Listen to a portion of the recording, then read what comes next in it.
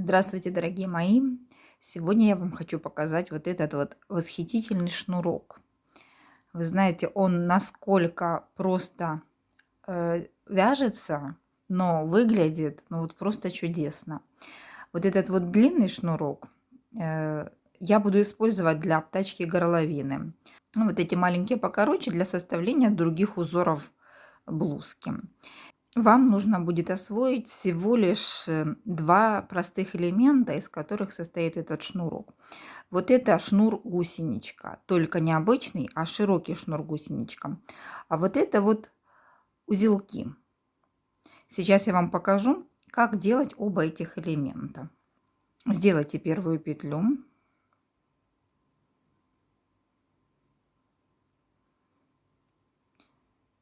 Вначале нужно связать 3 воздушных петли. 1, 2, 3. Теперь смотрите. Первую петлю вы пропускаете от крючка, вводите крючок во вторую петлю от крючка и делаете столбик без накида. Смотрите, да, видно. Дальше в следующую петлю еще один столбик без накида. Очень внимательно. Вот, 2 столбика без накида. Теперь смотрите, когда вы провязали второй столбик без накида, обратите внимание на вот эти 2 петли. В следующем ряду нам придется использовать их для вязания следующего столбика. Теперь смотрите, поворачиваем вот так вот от себя. И смотрите, первый столбик вы пропускаете, вот эту вот петлю. В следующую вводите крючок и делаете столбик без накида за дальнюю петлю. И вот в эту вот петлю, которая сбоку, сделайте второй столбик без накида. Это у вас как будто вот второй ряд вы связали. Теперь смотрите. Вот давайте разберем строение косички. Вот это вот первая пара петель от крючка. Вот это вот вторая пара петель от крючка. Крючок нужно будет вводить вот сюда, во вторую пару петель за заднюю стеночку. Вот смотрите, я делаю этот прием за заднюю стеночку. Делаю первый столбик без накида. И вот теперь я вас просила тогда обратить внимание на вот эти 2 боковые петли косички. Вот они. Вот второй столбик без накида делаем под вот эти 2 боковые петли. И это у нас с вами получается уже 3-й ряд.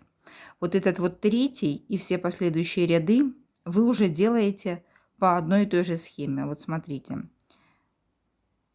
Эту петлю пропускаете, эту за заднюю стеночку подцепляете одну ниточку и делаете столбик без накида. Второй столбик без накида за 2 боковые петли. Вот они, 2 боковые петли.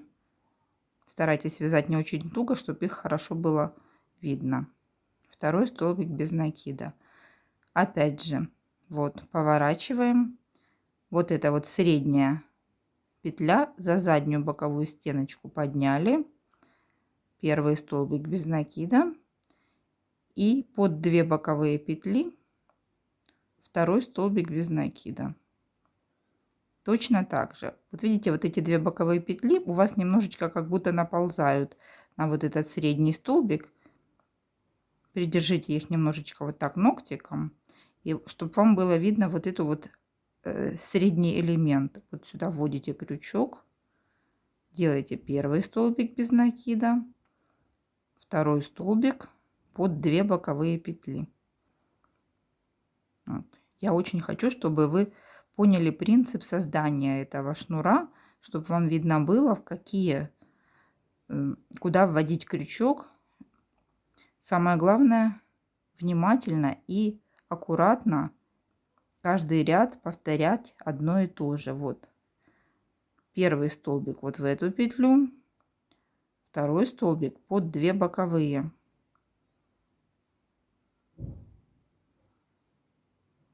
И вот должно у вас получаться вот такой вот шнурочек, широкий шнурок гусеничка.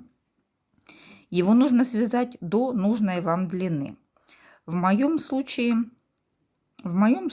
длина этого шнура около 11 сантиметров. Но вы можете делать любую длину. Итак, у меня готов шнур нужной мне длины. Смотрите, каждый вот этот узелок занимает 2 петельки нижнего ряда. Вот здесь вот у нас боковые петельки, вот они, ряд боковых петелек. Поэтому в зависимости от того, сколько будет вот этих вот узелков, значит, количество петелек сбоку должно быть в 2 раза больше. В моем случае у меня 17 узелков. И, значит, по 34 петли с каждой стороны. Теперь будем делать непосредственно узелки. Вот смотрите. Вот у вас боковые петли. Да, видно вам эти боковые петли. Вводите крючок в первую петлю сбоку шнура, вытягиваете нитку. Теперь набросить нитку, вытянуть второй раз, набросить, вытянуть третий, набросить, вытянуть четвертый и пятый и шестой и седьмой. Да, 7 раз вытянуть нитку из одной петли довольно-таки сложно. Но я для себя сделала вывод, что такой вот узелок будет крупнее и будет как бы красивее. Теперь протягивайте нитку через все петли на крючке. Вот такой вот узелок получается, да? Дальше нужно закрепить вот так вот узелок сверху. Теперь смотрите, что я дальше делаю. В ту же самую петлю, из которой я вытягивала нитки, я делаю глухую петлю. И в соседнюю петлю, в следующую петлю, делаю еще одну глухую петлю.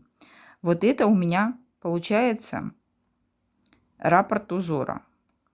Вот 2 петли нижнего ряда я заняла под узелок и глухую петлю. В следующую третью петлю я начинаю следующий второй узелок.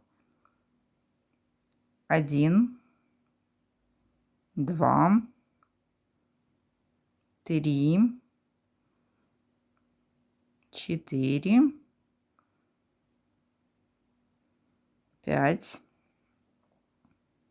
6 и 7. Из одной петли нужно вытянуть 7 раз нитку.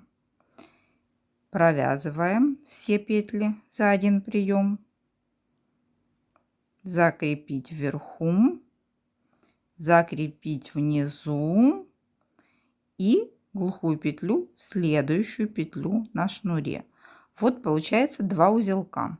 2 узелка занимают 4 петли нижнего ряда. Теперь внимание! Это будет изнаночная сторона шнура. Вот смотрите.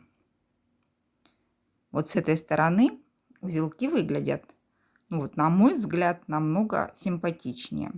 Шнур выглядит с обеих сторон абсолютно одинаковым. У него 2 стороны лицевые. А вот именно узелки, они выглядят красивее с изнаночной стороны. Таким образом, продолжайте делать узелки до конца вашего заготовленного шнура. Вот продолжаете делать узелки по всей длине, да, красиво получается. Вот такая вот красота. Вот обратите внимание, узелки расположены очень близко друг к другу, да, в каждой второй петле. Если вы будете делать после каждого узелка 2 глухие петли по шнуру, узелки у вас будут реже, то есть будет узор немножечко отличаться. Но вы можете пофантазировать, можете сделать их пореже, погуще. Ну, как бы в каждую петлю не получится, наверное, делать. Вот только в каждую вторую это, наверное, самый густой вариант. И вот смотрите, уже почти конец шнура. И вот самую последнюю петлю тоже сделаем узелок, вытяну 7 раз ниточку. 2, 3, 4, 5 и 6 и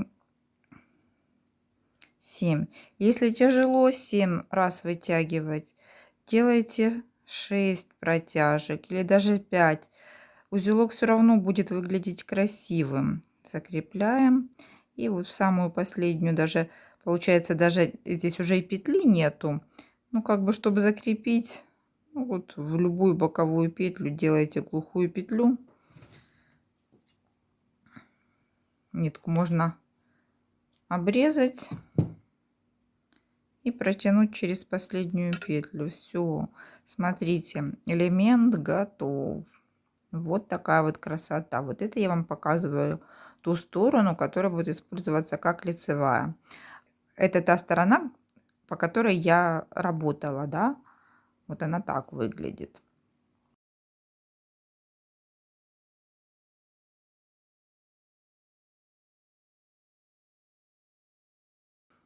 Вот этот вот длинный шнур, я его буду использовать для горловины. Надеюсь, вам понравился мой новый шнур. Желаю вам творческих успехов. До свидания.